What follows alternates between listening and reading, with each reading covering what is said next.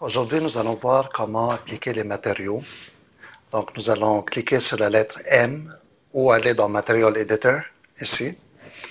Par défaut, nous allons voir les matériaux disposés en Slate Material Editor. Donc, ça, c'est une méthode avancée de travailler avec les matériaux. On peut le voir dans un tutorat dans le futur. Donc, on va aller dans Mode en haut et aller chercher le mode compact. Donc, maintenant, nous sommes en mode Slate Material Editor. Plutôt, nous allons dans le mode Compact Material Editor. Dans cette méthode, il est plus facile de travailler sur le matériau un par un. Donc, on voit les matériaux dans chaque case. Le matériau aura un nom. Donc, il faut regarder presque deux endroits importants. Parmi ces endroits, les types de matériaux qui sont affichés ici, comme ici c'est un physical material, on peut le changer pour un autre type de matériau. Et ensuite, ici, le nom de matériau. Pour le reste, dans le matériau, le bouton, celui-là, c'est pour aller chercher un type nouveau de matériau. Celui-là pour appliquer le matériau sur un objet. Il est aussi possible de sélectionner les matériaux et faire drag and drop. Donc, garder le doigt enfoncé sur le matériau puis aller le glisser par-dessus un objet.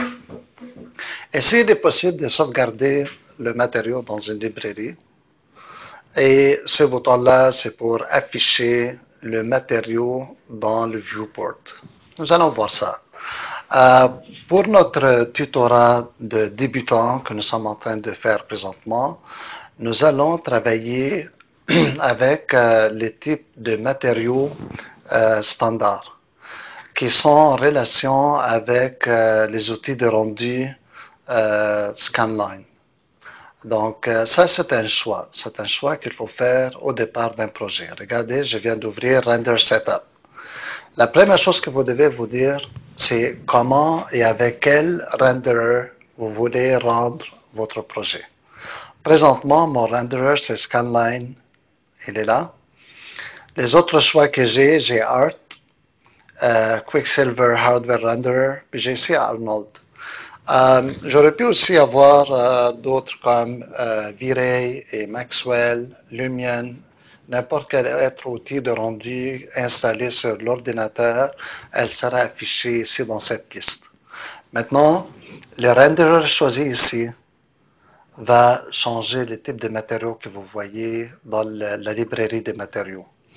Normalement, lorsque nous sommes par exemple dans Scanline, nous n'allons pas voir des matériaux élaborés pour Art. Et si j'aurais choisi, par exemple, Art, j'aurais pas vu les matériaux élaborés pour Maxwell. Donc, un matériau, il est fait spécifiquement pour un outil de rendu. Ils vont collaborer ensemble. Des fois, certains matériaux fonctionnent pour tout le monde, mais pas efficacement à 100%. C'est rare de voir un matériau fonctionner pour deux ou plusieurs renderers de façon efficace à 100%. Donc, il y a bien sûr ce qui est le plus populaire, c'est les physical materials. C'est la future et c'est la façon que Maxwell fait ses matériaux. C'est-à-dire de traiter les matériaux d'une façon physique entièrement, en termes de vue, de comment colorier, appliquer la texture et ainsi de suite. Mais pour le tutorat débutant que nous sommes en train de faire, nous allons choisir Scanline Renderer et nous allons spécifiquement développer des matériaux. Donc, nous allons faire ici Physical Material. On va cliquer sur ça ou on va cliquer sur Get Material. C'est la même chose. Et nous allons chercher dans les renderers Scanline. Vous pouvez le constater ici. Souvent, les outils de matériaux vont avoir le même nom que le renderer. Donc, probablement, si Maxwell était installé au V-Ray, j'aurais eu une catégorie ici qui s'appelle Maxwell ou V-Ray. Donc, moi, dans Scanline, je vais aller chercher les outils architecturaux. Pourquoi architectural? C'est parce que c'est un outil très compréhensible qui me permet de bien expliquer comment les matériaux fonctionnent. Donc, ça me donne vraiment les outils de base nécessaires pour montrer le fonctionnement des matériaux. Donc, à partir de là, nous allons monter maintenant un premier matériau pour le plancher. Je vais créer une caméra où disons que je vais faire maintenant le matériau pour les murs extérieurs, juste pour voir comment ça fonctionne. Par la suite, je vais aller à l'intérieur et travailler de l'intérieur. Donc, à partir de là, premièrement, il faut que je commence par donner un nom. Donc, je vais appeler ça mur extérieur. Ensuite, dans template, je choisis quel type de matériau. Donc, si le matériau, c'est de la peinture ou des maçonneries, donc maçonnerie est là, ou des pierres. Donc, il faut choisir. C'est quoi la différence? Si vous prenez maçonnerie, ça veut dire que le matériau n'a pas de brillance, parce que la maçonnerie, souvent, elle est ce qu'on appelle un matériau flat. Donc, disons que je prends maçonnerie. La couleur, je n'ai pas besoin de toucher, parce que moi, je vais appliquer des textures. Je vais aller dans Diffuse Map. Diffuse Map, c'est la texture qui sera affichée comme la couleur ou les matériaux de fond de mon matériau. Donc, je vais cliquer sur Map. Et dans Map, je vais aller chercher un bitmap. Tous les autres que vous voyez, c'est des procédurales. Donc, des matériaux procédurales, ça veut dire quoi? Ça veut dire que ce sont des textures qui sont générées par l'ordinateur selon des algorithmes quelconques. Donc, moi, je travaille rarement avec les procédurales. J'aime choisir mes images développées par moi-même pour avoir plus de contrôle sur ce que je fais. Donc, je vais aller chercher les bitmaps et j'irai dans mon projet que je travaille présentement.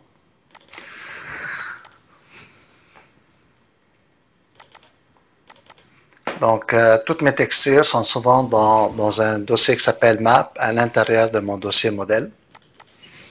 Donc, dedans, je vais aller chercher les textures. Disons que je vais mettre cette texture-là sur le mur. Donc, ça va être mon matériau qui serait sur le mur extérieur.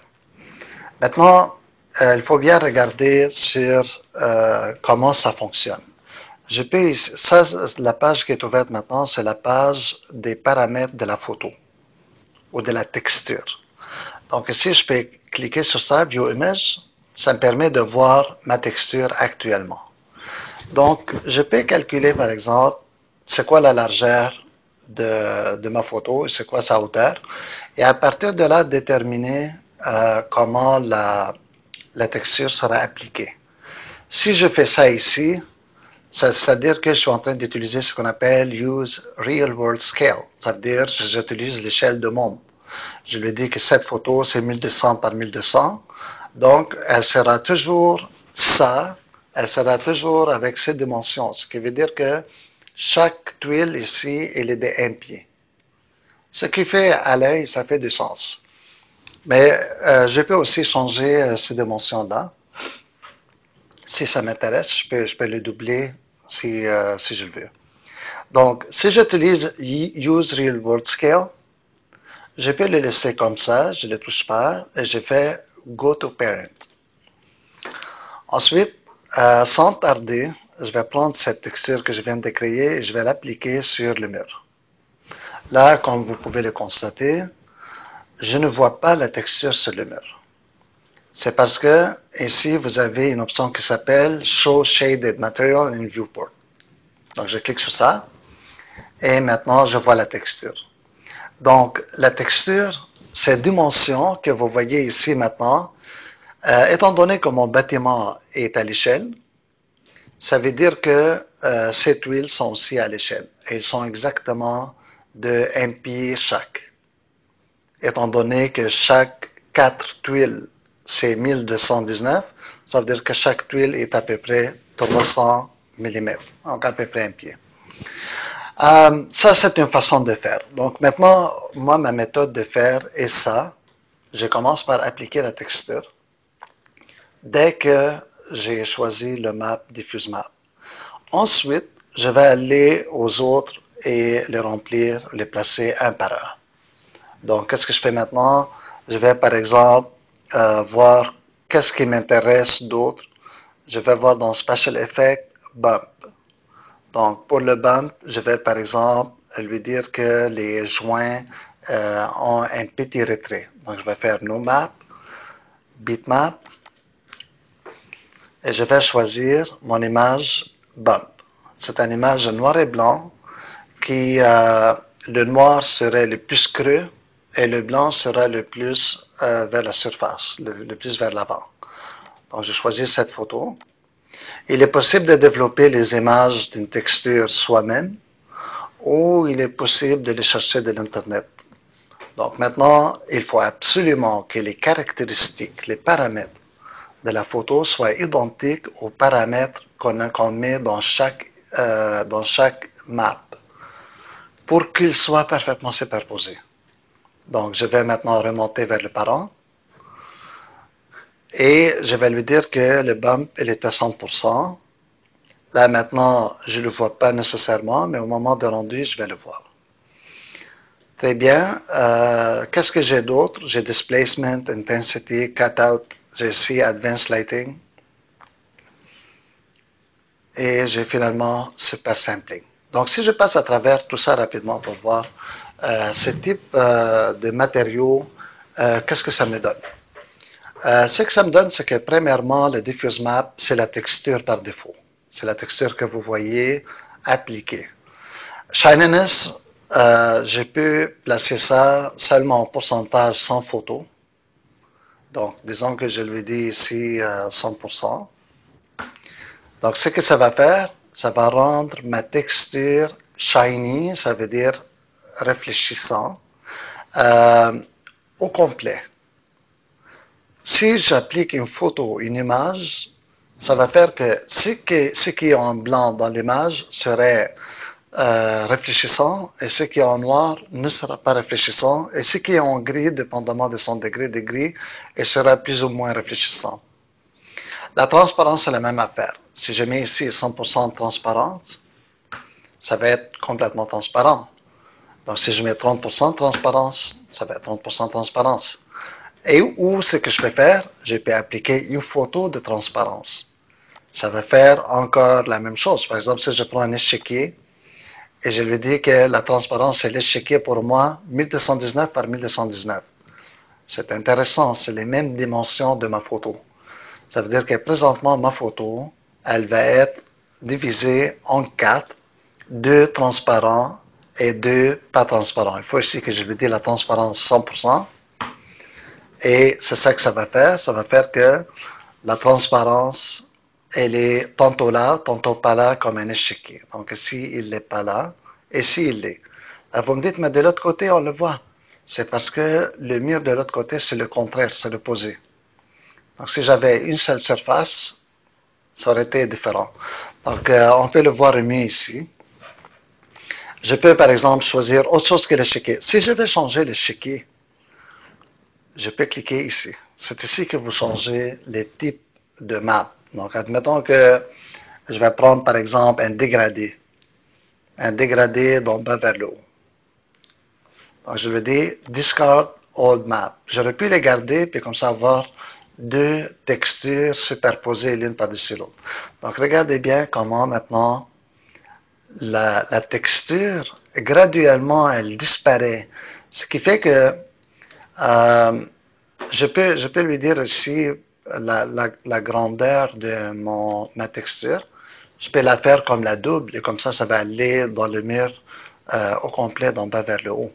Par exemple, je vais lui dire 2400 par 2400. C'est surtout la hauteur, on s'en fout un peu de la largeur ici. C'est pas la largeur n'affecte pas. Et voilà la hauteur qui affecte. Et regardez comment le dégradé. Ma texture est dégradée. J'aurais pu inverser ma texture dans l'autre sens pour avoir le noir en bas, le blanc en haut. Et comme ça, j'aurais eu le bas complètement opaque et le haut complètement transparent. À quoi ça sert, par exemple, quand je mets des textures de foin ou de certains végétaux, que j'aimerais que le haut soit transparent un petit peu et que le bas soit plus solide, j'applique cet effet sur la végétation. Comme ça va faire les têtes de végétation plus transparentes et ça fait plus de camouflage. Donc maintenant, je vais remonter. Si je vais enlever cet effet, je clique bouton droit puis je dis Clear. Right? Puis la transparence, je vais le mettre à 0, donc pas de transparence. La translucidité, donc si ça vous intéresse, pour une vitre par exemple, que vous aimeriez que ça soit translucide, vous pouvez le faire. La réfraction, ça, lorsqu'on a une vitre, si on aimerait que la vitre ait un effet de gloss, un effet de vitre un petit peu qui est gommeux. Donc, à 1.5, normalement, c'est la vitre. À 1.2, c'est l'eau. À 2, c'est une vitre très épaisse et courbée. Donc, ça crée un peu plus d'effet. Il faut juste rappeler que lorsque vous faites une vitre, de toute façon, lorsque vous choisissez dans le template la vitre, il va le mettre par 2 fois 1.5. Maintenant, le matériau lumineux, donc ici, qu'est-ce que ça va faire? Ça va illuminer le matériau ou bien d'une façon complète. Donc, disons que je lui dis illumine-le à 50%. Mais ici, les chiffres que vous rentrez, c'est bougies par mètre carré. Donc, si je lui dis, je veux 500 bougies par mètre carré, donc on voit que tous les matériaux est éclairés. Si je clique sur la lumière ici, ce que ça fait que pas seulement le matériau va s'auto-éclairer, mais aussi il va projeter de la lumière. Maintenant, si j'ajoute un map, donc la lumière va être diffusée seulement à partir du blanc, du map noir et blanc, ou alpha si vous voulez. Donc si je prends un échiquier par exemple, encore une fois 1219 par 1219, je remonte. Donc là maintenant, la lumière, elle va être diffusée seulement à partir du côté blanc. Je vais lui dire par exemple, ça va être 2500. Là, on ne le voit pas, mais il faut rendre pour comme mieux le voir. Donc, je vais lancer un premier rendu. Les rendus, vous avez 4 teapots. Le premier, c'est le setup. Donc, ici, nous allons gérer les informations. Le deuxième, c'est afficher le dernier rendu. Le troisième, c'est lancer le rendu sur l'ordinateur. Puis le quatrième, lancer le rendu sur le nuage si vous avez effectué un sign-in sur Autodesk. Donc, il va vous faire le rendu chez Autodesk. Donc, je vais lancer un rendu directement sur ma machine. Et vous allez bien voir comment la lumière, elle est diffusée à partir du côté blanc de mon échiquier. Et l'autre côté, il n'y a pas de lumière. Donc, ce que je peux faire, si j'enlève la source de lumière, dans ce cas-là, il va produire la lumière sans que... donc, les matériaux vont s'auto-éclairer, mais ils ne vont pas nécessairement diffuser de la lumière. OK? Donc là, on ne le voit pas beaucoup parce que nous n'avons pas encore la scène complètement terminée. Donc, c'est juste à titre d'exemple pour le moment. Double-sided, il est possible de dire à chaque matériau de regarder de deux côtés. Comme par exemple, si on fait un drapeau, on fait le drapeau avec une seule surface, un polygone. Plutôt que de dessiner, par exemple, les polygones de deux côtés, on peut dessiner un polygone simple et lui dire de regarder de deux côtés. Et Raw Diffuse Texture, on utilise ça pour souvent les humains, les gens. Ok, donc ça, il va y avoir un tutoriel bientôt. Nous allons mettre un personnage sur la scène. Donc voilà pour ça. Par la suite, nous avons le bump pour créer un relief. Displacement, ça crée un relief, mais un relief plus accentué. Donc on aurait pu faire notre bump avec le displacement, mais ça aurait donné, c'est plus géométrique un displacement qu'un bump. c'est-à-dire qu'il va créer le vrai effet 3D, nous allons voir l'ombrage avec. Donc, par conséquent, l'anti-spacement, c'est plus lourd à calculer. Le cutout ici en bas, il va couper. Donc, nous allons utiliser le cutout avec le rod de Fuse Texture pour faire un personnage dans la scène. Donc, pour le moment, pour les matériaux, nous allons nous satisfaire avec cette partie. Je vais, pour la prochaine vidéo, nous allons voir comment faire les UV maps. Donc, attendez ça s'il vous plaît.